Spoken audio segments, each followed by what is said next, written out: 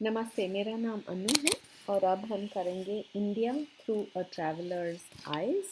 और हम करेंगे पेज नंबर 103 पे जो है अम, ये number D1 dictionary use. Look up a dictionary. Dictionary वो होती है जिसमें सब जो शब्द हैं उसके जो है मीनिंग्स दिए जाते हैं, उसके अंतर दिए जाते हैं, ठीक है। So look up a dictionary and write two meanings और दो मीनिंग लिखिए of the following words. One which it is used in the lesson, एक जो लेसन में जैसे यूज़ किया गया है वो शब्द, और दूसरा कि ज़्यादा कॉमन है, माने ज़्यादा यूज़ होता है वो शब्द। अच्छा, तो पहला शब्द है ईवल। ओके, तो पहले हम देखेंगे कि ये इस कहानी में क्या कहाँ यूज़ किया गया है। तो ईवल शब्द आपको मिलने वाला है पेज नंबर 100 पे, ठीक है। और आप देखोगे, या मैंने ये सर्कल किया है, कहाँ है ये शब्द ईवल, हाँ अच्छा, पेज नंबर 100 पे नंबर 21 जो है सबसे नीचे, उसकी सेकंड लाइन में है। तो मैं पढ़ के सुनाती हूँ जो सेंटेंस है और फिर अंतर बताऊंगी। Religion is ever present in Indian life. धर्म जो है, जो हिंदुज़म है, मुस्लिम, क्रिश्चियनिटी जो हम फॉलो करते हैं, वो इंडिया की ज़िंदगी में है। हर दिन दिखता है। In its best as well as its worst aspect. सबसे अच्छा, और there as elsewhere fanaticism reaches into evil. जब लोग पागल हो जाते हों धर्म के बारे में, तो फिर वो अंधविश्वास में चला जाता है, ईवल में चला जाता है। बहुत ईवल माने बुराई। अच्छा, इतना खराब कि अंधविश्वास और बुराई हो जाए, वो होता है ईवल।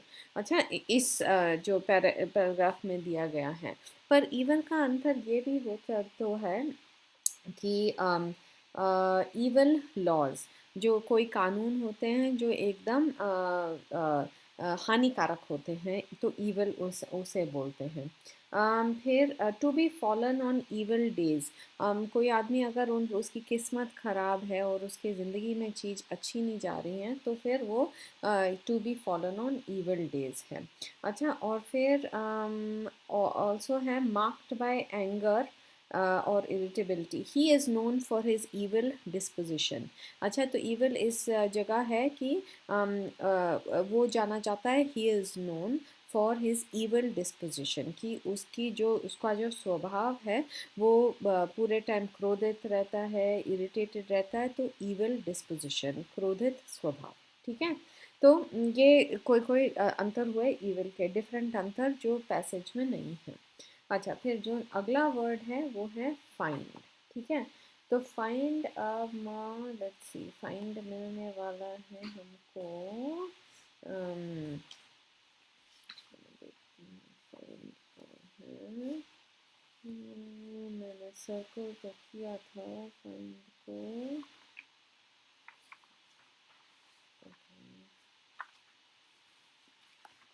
फाइंड है पेज 95 पे, ठीक है। तो जो पहला पेज है, वहाँ फाइंड है और वो नंबर 1 में है, और 1 2 3 4 चौथी लाइन में है, ठीक है।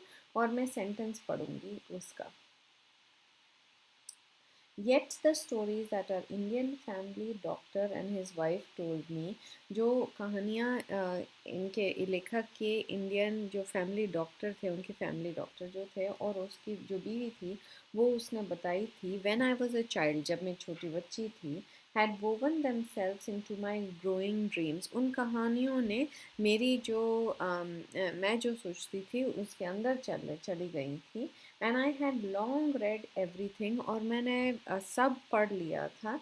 That I could find about the country, जो में भी जानकारी मुझे मिल सकती थी इंडिया के बारे में, मैंने सब वो पढ़ लिया था।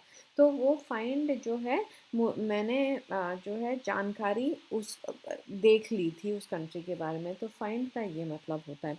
फाइंड का ये भी मतलब होता है to come upon by chance और meet with. He found a nickel in the street. थोड़ा सा पैसा गिरा हुआ था, तो मैंने देखा कि पैसा वहाँ था, तो मुझे वो मिल गया, आई फाउंड। फिर to find an apartment to find happiness. मैं जो है घर देख रही थी सैन फ्रांसिस्को में, and I found an apartment, तो मुझे वो घर मुझे मिल गया। ठीक है, तो दिख गया। अच्छा, to find something to be to, अच्छा ठीक है, तो वो दूसरा टाइप ऑफ फाइंड हुआ इस पैसेज से। फिर जो तीसरा जो वर्ड है वो है पेनेट्रेट। ओके, तो पेनेट्रेट भी आपको पेज नंबर 95 पे ही मिलेगा, जो सबसे नीचे की लाइन है वहाँ पेनेट्रेटेड इंडिया। मैं पढ़ने वाली हूँ। इन कश्मीर, कश्मीर में where the white barbarian invaders, जो सफ़ेद जंगली लोग आए थे फ्रॉम यूरोप, यूरोप से लॉन्ग अगो, बहुत दिन पहले, पेनेट्रेटेड इंडिया, वो इंडिया के अंदर घुस गए। पेनेट्रेट माने अंदर घुस जाना। पेनेट्रेट का और भी मतलब हो सकता है टू पेनेट्रेट अ मिस्ट्री, माने पता लगाना, जानकारी लगाना कि ये कोई कहानी है, मिस्ट्री है, उसके बारे में, तो पेनेट्रेट अ मिस्ट्री। ठीक है। अच्छा, फिर दूसरा, to enter reach into, to be diffuse through something. इसके मतलब में पेनेट्रेटेड है कि एकदम अंदर घुस गया सडनली, जैसे चाकू घुसता है सेब में जब आप सेब काट रहे हो। पर पेनेट्रेट ये भी हो सकता है कि धीरे से घुस जाए। अच्छा, वो भी हो सकता है पेनेट्रेट। ठीक है, तो फिर अगला फिर वर्ड है लाइव्स। अच्छा, लाइव्स का हमें मिला है, लाइव्स कहाँ है? ओके,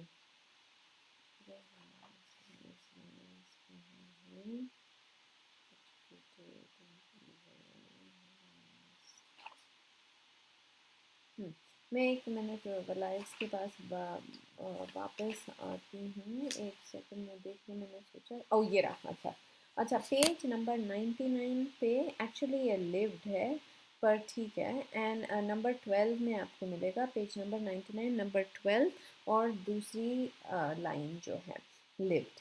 लुकिंग बैक, पीछे देखते हुए, आई फाइंड दैट, यहाँ भी देखो फाइंड है। हाँ, फाइंड माने मुझे लगता है, आई फाइंड दैट, इस फाइंड में, among the many impressions of the people of India, जो छापा है इंडिया के लोग के, absorbed while I lived among them, छापा मेरे ब्रेन पे पड़ा, मेरे हृदय पे पड़ा और मेरे दिमाग में पड़ा, while I lived among them, मैं उनके साथ जब रह रही थी। तो लिव का ये मतलब होता है साथ में रहना, इस उसमें।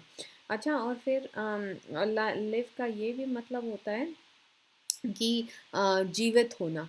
ठीक है, वो लाइफ होता है या लाइव्स, वो भी जीवित होना होता है, ऐसे भी बोल सकते हैं। तो वो दूसरा अंतर हुआ। ठीक है, और फिर अगला वाला वर्ड यहाँ है, वो है एडुकेट। ठीक है, तो एडुकेट आपको मिलेगा पेज नंबर 96 पे, और नंबर 3 में, आई सॉरी, ये नंबर 4 में है, और नंबर 4 में 1 2 3 4 फिफ्थ लाइन पे है एजुकेट। और अब मैं बताने वाली हूँ इसके बारे में, मैं सेंटेंस पढ़ने वाली हूँ इसका। And consider how India has manage, जैसे इंडिया ने मैनेज किया है, nearly bye maintaining it's independence, India ने अब अपनी आज़ादी जो है मेंटेन की है, and yes by producing superior individuals, और बहुत अच्छे अच्छे महान लोग बनाए हैं इंडिया ने, to influence the world in these few short years of freedom, पूरी दुनिया को प्रभावित करना। ये थोड़े से साल ही हुए हैं जब से आज़ादी मिली है, पर इंडिया ने दुनिया को बहुत प्रभावित किया है। They have put to good use the benefits the English gave and left, जो अंग्रेज़ों ने यहाँ इंडिया में छोड़ा था, वो इंडियंस ने अच्छी तरह इस्तेमाल किया है। The knowledge of the west, west माने इंग्लैंड के बारे में, the pure and exquisitely enunciated English tongue, जो इंग्लिश की लैंग्वेज है वो इंडियंस ने अच्छी तरह सीखी है। Educated on both sides of the globe, of men and women educated on both sides of the globe, educated माने शिक्षा देना, और both sides of the globe माने ईस्ट में भी वेस्ट में भी, जैसे इंडिया की तरफ भी और फिर यूरोप और यूएस की तरफ भी। पर एजुकेट माने शिक्षा देना। अब हम दूसरा एजुकेट होगा, एजुकेशन वो होता है कि जब आप जाके स्कूल में जाके एजुकेशन लेते हो, शिक्षा लेते हो, वो भी एजुकेट होता है। हाँ, and to educate one's palate, जो टू अप्रिशिएट फाइन फूड। तो अपने जो मुंह को शिक्षा देना कि जब अच्छा खाना अंदर जाए कि पता लगे कि ये अच्छा खाना है। तो इस तरह से भी एजुकेट यूज़ हो सकता है, तो वो डिफरेंट तरीका हुआ। ठीक है, फिर दूसरा वाला है ग्लोब। ना ग्लोब आपको मिलेगा पेज नंबर 96 पे, और पैराग्राफ नंबर 4 में।